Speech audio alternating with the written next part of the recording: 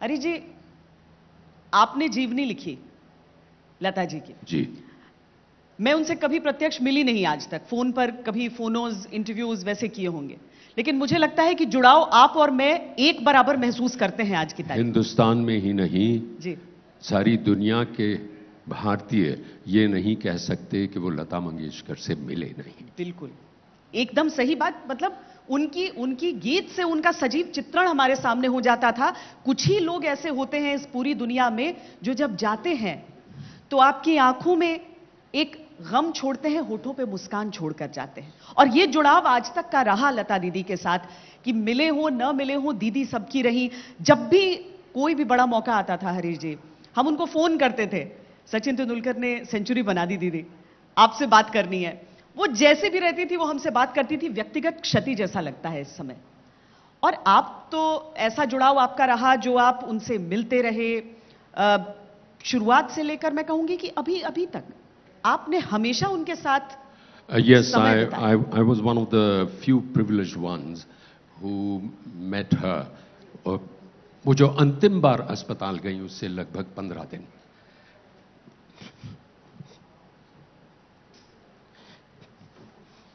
क्षमा चाहता। नहीं, इसके लिए क्षमा भी नहीं, मुझे लगता है घर बैठे लोगों का गला रूंध जाता है। जो सामने से इस तरीके से जानता था, वो संवेदनाएं तो निकलेंगी ही। लेकिन मुझे लगता है कि उनके लिए सबसे बड़े सम्मान की चीज ये होगी कि जिस समय वो गई हैं वो एक्टिव नहीं थी इस इंडस्ट्री। ऐसा नहीं है कि कोई उनके सामने किसी फायदे के लिए, नुकसान के लिए उन्हें याद करता या उनकी बातें करता। हर कोई एक इमोशन के लिए उनसे जुड़ा। मेरा संपर्क उनके साथ कॉन्सर्ट्स की वजह से और उनके कॉन्सर्ट्स के माध्यम से सबसे अधिक रहा। कोई 142 इवेंट्स अराउंड द वर्ल्ड, 21 देशों, 53 शहरों में। उनके हर कॉन्सर्ट की शुरुआत श्रीमद् भगवत गीता के एक श्लोक से होती थी, इदम तुते। और अक्सर मेरी शुरुआत होती थी मेरे मन की 2 पंक्तियों से कि अनुष्ठान की तरह मैं हर कार्य करता हूं, मेरा स्वभाव है पहले प्रणाम करता हूं। ये जो अनुष्ठान शब्द है, मेरा ऐसा विश्वास है कि मेरा जो एसोसिएशन 44 साल का रहा, वो उसमें उसके लिए ये अनुष्ठान शब्द जिम्मेदार है। इसलिए कि लता जी जो करती थी उसे अनुष्ठान समझती थी। अनुष्ठान यानी जो भी कार्य आप करें उसमें इतने गहरे बैठकर करें, इतनी गंभीरता से करें, इतनी सिंसियरली करें कि उसको पवित्रता का स्तर मिल जाए, वो होता है अनुष्ठान। और मेरा स्वभाव कुछ उस तरफ जाने का रहा। और मेरी पहली मुलाकात में ये एक तरह से तय हो गया। अभी मैं कहीं लिखने जा रहा था, मेरी पहली मुलाकात और मेरी अंतिम मुलाकात क्या अंतर था, और पहला उत्तर था 44 वर्ष। लेकिन उन 44 वर्षों में वो कितनी बदली थी मानसिक रूप से, मुझे लगता है बहुत ही कम। केवल पहले काम की ललक थी। अंतिम बार जब मैं मिला तो वो जीवन को पीछे मुड़ के देख रही थी, लेकिन बढ़ वो आगे रही थी। बहुत बड़ी बात। पहली बार जब मैं उनसे मिला, वो बड़ा ही ऐतिहासिक दिन था मेरे लिए, क्योंकि उसी दिन मैं गांधी फिल्म की रिकॉर्डिंग करके रिचर्ड एटनबरो के तहत उनकी निश्रा में करके आ रहा था। हो सकता है मैं लेट हो जाऊं, और मुझे बड़ा डर लग रहा था क्योंकि मैंने उनकी वक्त की पाबंदी के बारे में बहुत सुन रखा था। और मैं स्टूडियो पहुंच गया, हम एक रिहर्सल के लिए मिल रहे थे, क्योंकि मुझे यूं समझिए परीक्षा स्वरूप बुलाया जा रहा था एक कॉन्सर्ट एंकर करने, और वो कॉन्सर्ट होने वाला था कोल्हापुर में, ये मत भूलिए कि कोल्हापुर की कन्या 22-23 सालों के बाद इतनी सफलता प्राप्त करने के बाद फिर जा रही थी, तो वो देखना चाहती थी कि क्या ये लड़का कर सकेगा, हमारे कार्यक्रमों के स्तर तक उठ सकेगा।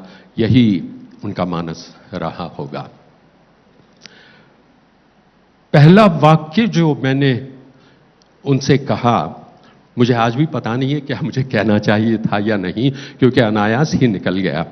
मैं स्टूडियो के दरवाजे पर आया इस मंशा से कि कहीं समय पे आती हैं या नहीं, बड़े लोगों की बड़ी बातें होती हैं। मैं उन्हें पहली बार मिल रहा था।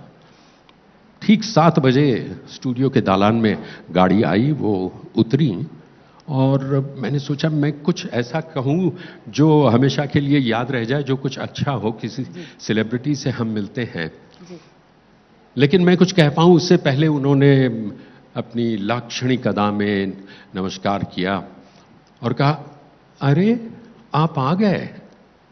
फिर मेरे पीछे ये घड़ी देखकर कहा, अच्छा आप तो समाचार वाले हैं ना। उन दिनों मैं टेलीविजन न्यूज़कास्टर था। तो मैं अनायास ही बोल उठा, आप तो उसी सुर में बोलती हैं जिसमें गाती हैं। और दूसरी मोमेंट पे मुझे लगा कि मुझे बोलना चाहिए था या नहीं, लेकिन वो तो खिलखिलाकर हंस दी। मैंने नोट ये किया कि समय पर आई, मगर उसके बाद भी समय की बर्बादी नहीं। ये नहीं कि इधर उधर की बातें हो रही हैं, वक्त बर्बाद हो रहा है, कि मैं समय पर तो आ गया, दिखावा था नहीं, सीधे जाके काम शुरू किया। और काम शुरू करने से पहले मैंने कहा कि मैं बता दूं कि मैं ये काम कर पाऊंगा या नहीं, ये मुझे पता नहीं था, क्योंकि कोल्हापुर मराठी, वो मराठी गीत कुछ गाएंगी, मैं क्या कर पाऊंगा। तो मैंने उनसे कहा कि आपसे मैं कुछ 2-3 बातें करना चाहता था।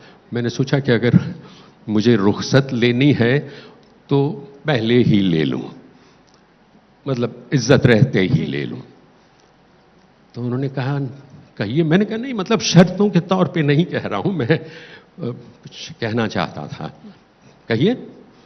मैंने कहा, पहली बात ये कि मेरा ऐसा ख्याल है कि मुझे आपकी एंकरिंग, आपके कॉन्सर्ट में एंकरिंग करते हुए चुटकुले नहीं बताने चाहिए, क्योंकि चुटकुलों का बड़ा चलन था तब। एंकर्स चुटकुले बताते थे। मैंने कहा, दूसरा ये कि शेरो शायरी भी वक्त ले जाती है। क्यों वक्त ले जाती है?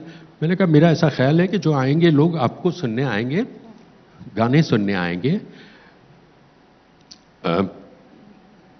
एंकर को सुनने कम। और तीसरे और शायद सबसे महत्वपूर्ण कि आप जो गीत गाने जा रही हैं उसके बारे में उसका ब्यौरा, उसकी डिटेल नहीं बतानी चाहिए। तो उन्होंने शांति से पूछा, तो आप क्या करेंगे? मैंने कहा, ये तो मुझे अब भी नहीं पता, मैं इतना जानता हूं, मैं भरसक प्रयत्न करूंगा। तो उन्होंने कहा, आप प्रयत्न कीजिए, बाकी मैं देख लूंगी। और वो रिहर्सल में लग गई। एक मुखड़ा गा लिया होगा, अंतरे के बीच में जो म्यूजिक आता है, तब मेरी तरफ मुड़ी और कहा, अच्छा हुआ आपने ये मुझे बता दिया, क्योंकि यही 3 चीजें मैं शर्तों के तौर पे बताने वाली थी। अरे वाह। नहीं, लेकिन देखिए ये जो चीज आपने कही ना कि जिस सुर में बोलती हैं उसी सुर में गाती हैं, ये बहुत गहराई इसमें रही। बड़े कलाकार बहुत हुए, लेकिन जिन कलाकारों में बड़प्पन रहा जी, ऐसी सभाएं जो देश को एक सूत्र में पिरो रही हैं आज लता दीदी के लिए ही। अगर हम श्रद्धांजलि लिख रहे हैं तो उसके ऊपर वो चमकती हुई लाल बिंदी, लता दीदी के सर की माथे की वो बिंदी है, और बिल्कुल याद दिलाती है, ऐसा लगता है मानो आशीर्वाद हो उनका सब पर, हमेशा हमेशा के लिए। भारत से प्रेम करती रही हमेशा वो। बल्कि मैं एक चीज ये भी कहना चाहूंगा कि आप देख रहे होंगे शुरुआत में ही कि आज के दिन it's not a mournful day, we are not mourning. हम यहां केवल दुख बांटने नहीं आए। ये लता जी एक भरा पूरा जीवन जी के गई, बहुत कुछ उन्होंने दिया, इतना दिया कि हमारी झोली में नहीं समा पाया।